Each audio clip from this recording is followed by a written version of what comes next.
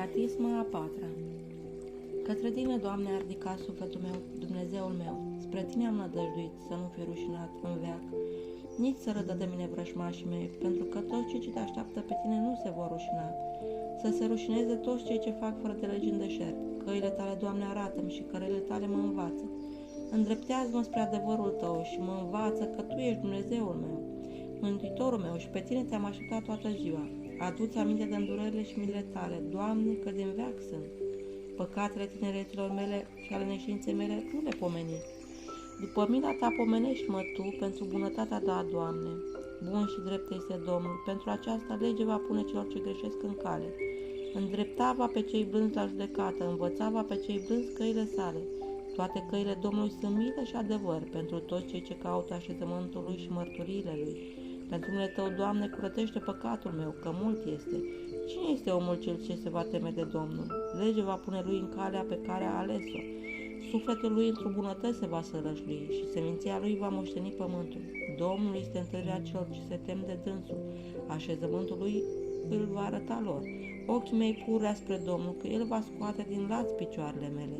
Caută spre mine și mă miluiește, că părăsit și sărac sunt eu. Necazurile inimii mele s-au înmulțit, din nevoile mele scoate-mă. Vezi merenia mea și ostenerea mea și îmi iartă toate păcatele mele. Vezi pe vrășmașii mei, că s-au înmulțit și cu ură nedreaptă m-au urât. Păzește sufletul meu și mă izbăvește, ca să nu mă rușinez că am nădăjduit în tine. Cei fără răutate și cei drepți s-au lipit de mine, că te-am așteptat, Doamne. Izbăvește Dumnezeu pe Israel din toate necazurile lui. Psalmul 25. Judecă-mă, Doamne, că eu într-o nerăutate am umblat și în Domnul nădăjduind nu voi slăbi. Cercetează-mă, Doamne, și mă cearcă, aprinde rărunchii și inima mea, că mila ta este înaintea ochilor mei și bine mi-a plăcut adevărul tău. Nu am șezut în adunarea deșertăciunii și cu călcătorii de lege nu voi intra. Urât am adunarea celor ce viclenesc și cu cei necredincioși nu voi ședea. Spăla-mă voi și într-o cele nevinovate mâinile mele și voi înconjura jefelnicul tău, Doamne, ca să aud glasul laudei tale și să spun minunile tale. Doamne, iubita, în bunăcuvința casei tale și locul lăcașului slavei tale, să nu pierzi cu cei necredincioși sufletul meu și cu vărsătorii de sânge viața mea, într-o ale căror mâini sunt fără de legi și dreptatea cărora e plină de daruri, iar eu într-o nerăutatea mea am umblat. Izbăvește-mă, Doamne, și mă miluiește, căci piciorul meu a stat într-o dreptate, într-o adunări, te voi binecuvânta, Doamne. Psalmul 26. Domnul este lumânarea mea și mântuirea mea, de cine mă voi teme? Domnul este apărătorul vieții mele, de cine mă voi înfricoșa? Când se vor apropia de mine cei ce îmi fac rău ca să mănânce trupul meu, cei ce mă necăjesc și vrășmașii mei, aceia au slăbit și au căzut. De s-ar rândi împotriva mea o știre, nu se va înfricoșa inima mea. De s-ar ridica împotriva mea război, eu în el nădăjduiesc.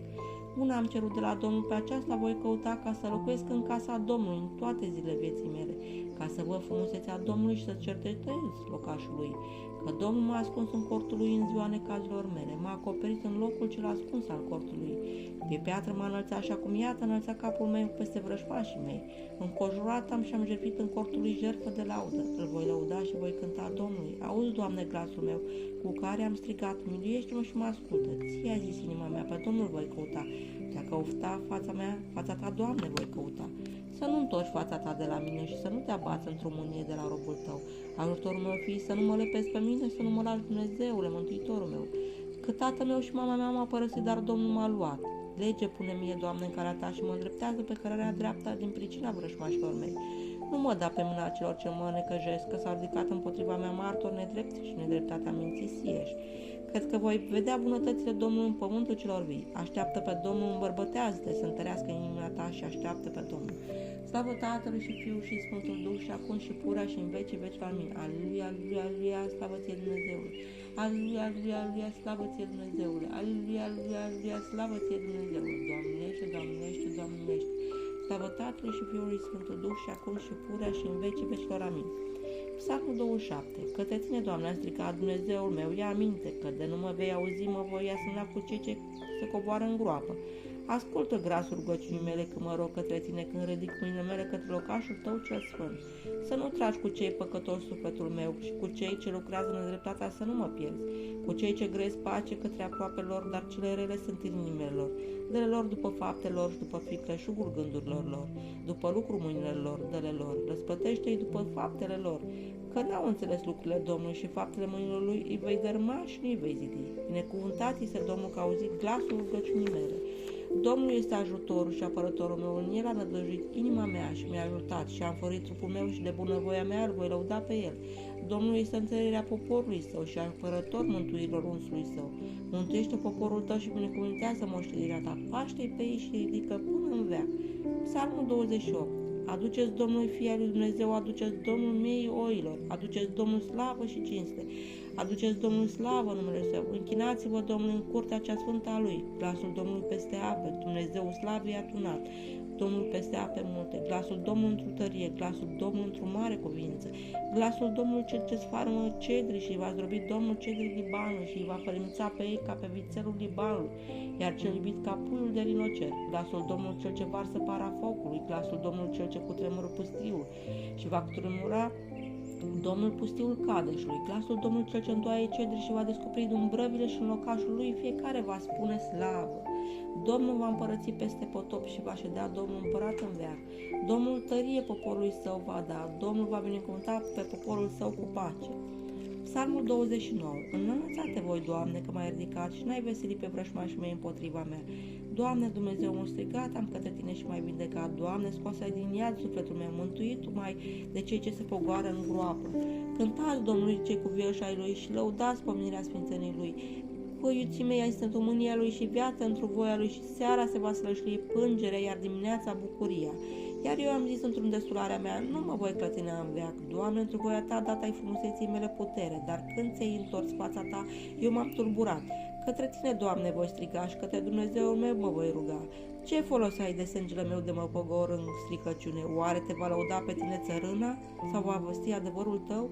Auzi, Domnul și m-a miluit. Domnul a fost ajutorul meu. Schimbată plângerea mea în bucurie.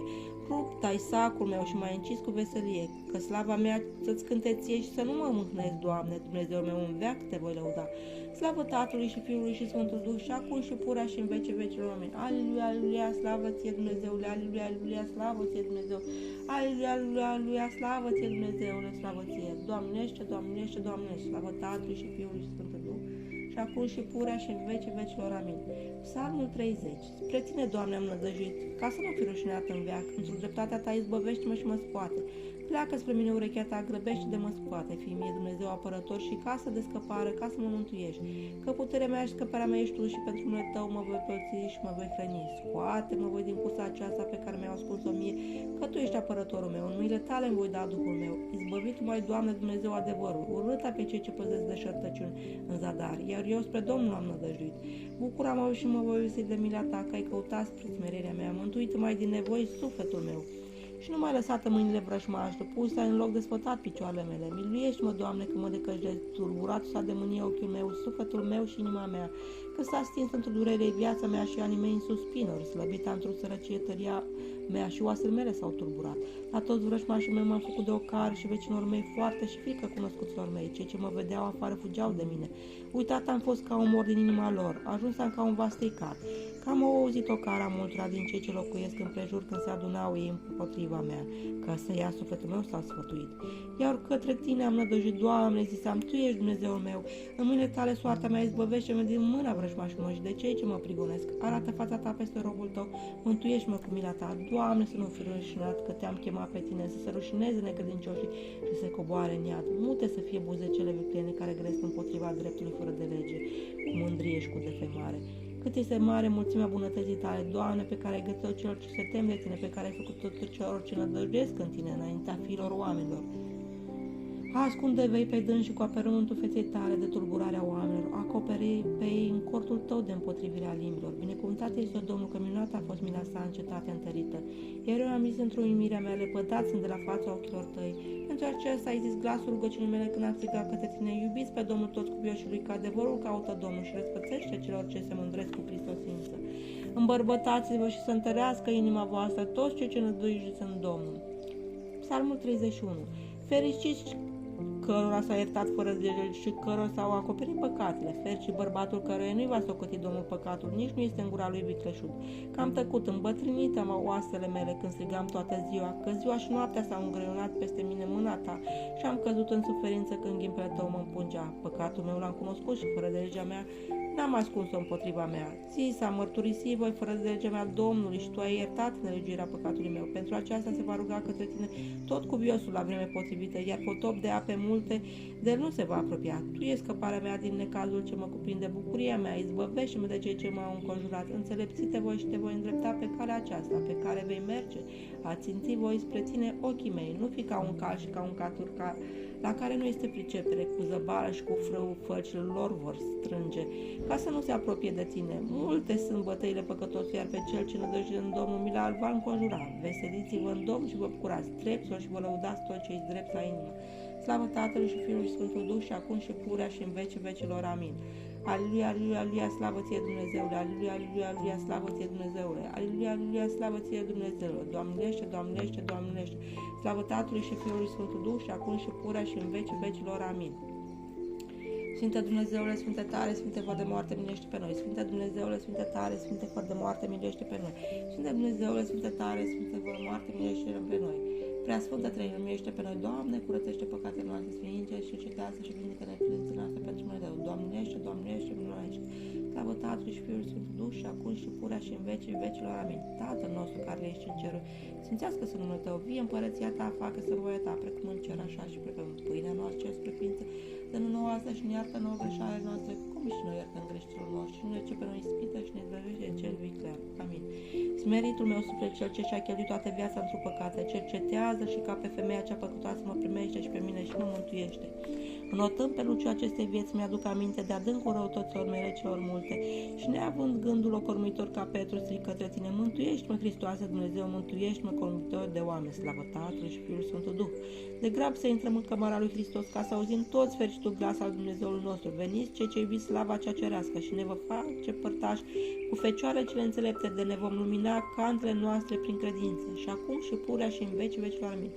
Suflete pocăiește mai înainte de ieșirea ta, că judecătorul este nemitarnic și înfricoșător celor ce păcătuiesc. Strigă dar către Domnul cu inimă umilită, grijă-am ție cu știință, cu neștiință, îndură-te pentru rugăciune născătoare Dumnezeu, milostiește-te și mă miluiește, milostivește-te și mă miluiește.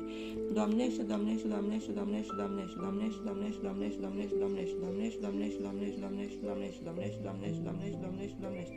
Doamnește, Doamnește, Doamnește, Doamnește, Doamnește, Doamnește, Doamnește, Doamnește, Doamnește, Doamnește, Doamnește, Doamnește, Doamnește, Doamnește, Doamnește, Doamnește, Doamnește, Doamnește, Doamnește, Doamnește.